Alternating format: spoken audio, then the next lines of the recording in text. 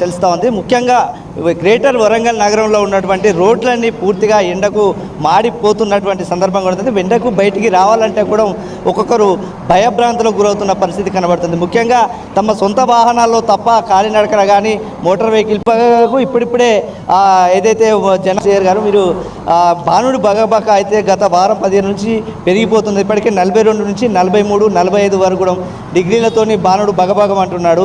So దీని మీద ఆ గ్రేటర్ నగరంలో పరిస్థితి ఎట్లా ఉంది? సామాన్య మానవులతో పాటు ధనికులు అదేవిధంగా అందరూ కూడా బయటికి రావాలంటే బెంబేలెత్తిపోతున్నారు. ఈ వాతావరణాన్ని ఎట్లా చూడవచ్చు? గ్రేటర్ నగరంలో ఎట్లా ఉంది వేడి? వాస్తవానికి కూడా గతంలో కంటే ఈసారి ఎండలు ఎక్కడేటింగ్ కానీ ఇవన్నీ మరి దుస్థితిలో ఉన్నాయంటే మరి అధికారుల నిర్లక్ష్యం.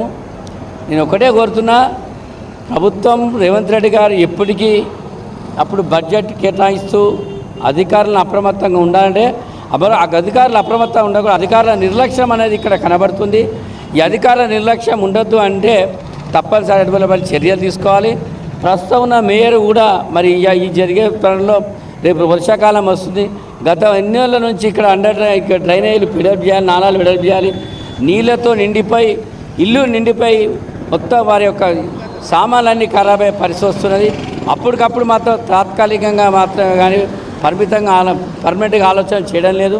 ఇప్పుడైనా గ్రహించి మరి మున్సిపల్ కార్పొరేషన్ వారి నాలాలు వెడల్పు చేసి ఎక్కడైతే కబ్జాలు చేసి ఉన్న స్థలాలను వాటిని వెడల్పు చేసే కార్యక్రమం చేపడితే చాలా మంచిగా ఉంటుందని మేము కోరుతున్నాం.